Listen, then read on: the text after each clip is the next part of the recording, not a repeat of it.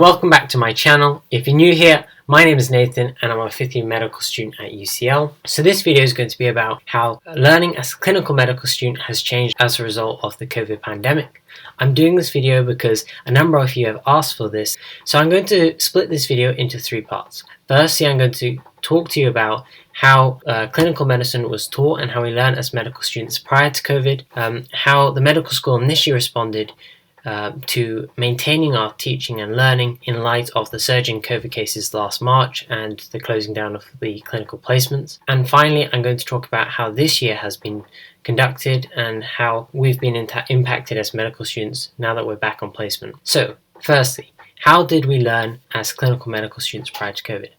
So, basically, the clinical years of medicine at UCL are the last 3 years, and we spend pretty much every day in a clinical environment, whether that is in the hospital, on the wards, or in clinics, or in a GP setting. So this is really important for 3 main reasons. 1, it provides us an opportunity to strengthen and broaden our knowledge base, the opportunity to see patients who actually have conditions that we've read about, and then actually elicit symptoms and signs in these patients. This not only helps us remember these conditions more and the management of these conditions more, but is also really important because when you are a doctor, you have to be able to pick up on these signs and symptoms.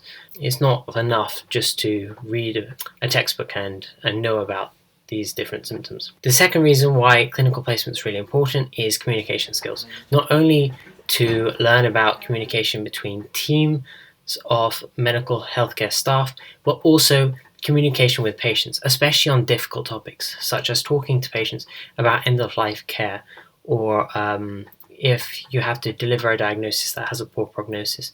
These are really difficult conversations to have and requires a lot of skill to communicate this information in a sensitive manner. And so this is something that we can pick up on and acquire these skills through being in hospital placement. And finally, it's an important opportunity for us to develop practical clinical skills. So what are practical clinical skills? So to become a doctor, not only do you have to pass the academic aspect of medicine, but you also have to demonstrate that you're competent in a range of clinical skills. This includes being able to take blood, so venipuncture, and also ABG, so arterial blood gases, being able to insert catheters, and also being able to do a range of other skills. Being in a hospital allows us to learn how to do these skills in the first place in a safe environment, because on clinical placements we have clinical skill labs. Here they have state-of-the-art facilities with fake arms and other anatomy parts where we can practice, say, inserting needles into arms and taking blood without actually harming anyone, get confident at those procedures, and then later ask permission from patients to actually carry out these procedures.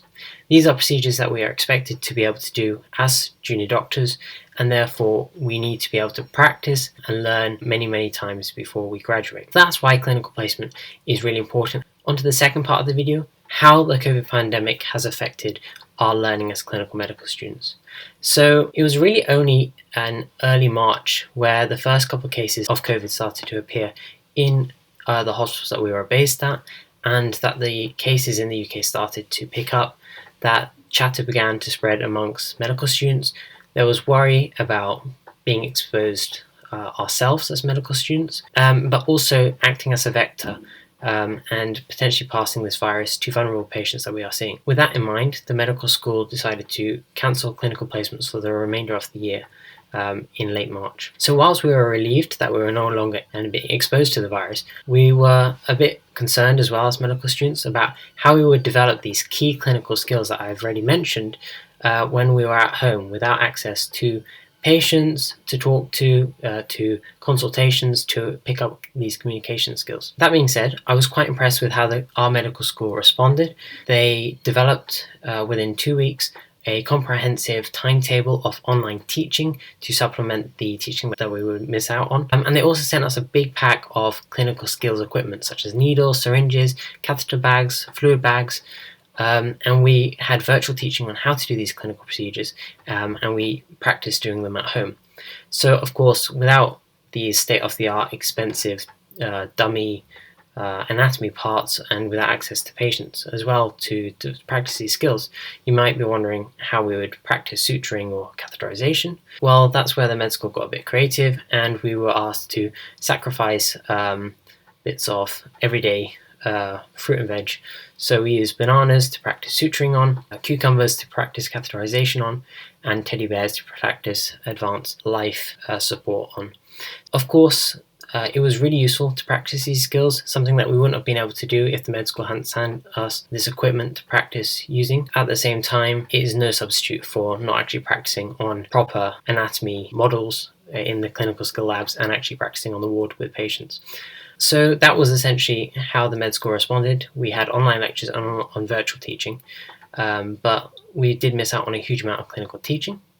So this leads into the final part of the video about how this year has changed now that we're back to clinical placements. So my experience of this year has been extremely variable, and this is because the way that the year is running in our clinical years is that you spend some time in different specialities on rotations. So my first term I started on sexual health and dermatology, then I moved on to urology and breast, and then I moved on to obstetrics and gynecology. But some rotations have been affected differently by COVID. So for example, in the obstetrics and gynecology, where we're focused on the health of pregnant women and also the female reproductive system, there was a lot of opportunity to practice clinical practical procedures such as how to use a speculum, and also to help out in the delivery of babies, which was really, really exciting. Whereas in my ophthalmology and oncology placements in my second term, there was absolutely no clinical opportunities to learn because they were all the clinics were cancelled as a result of COVID. There has been a lot of disruption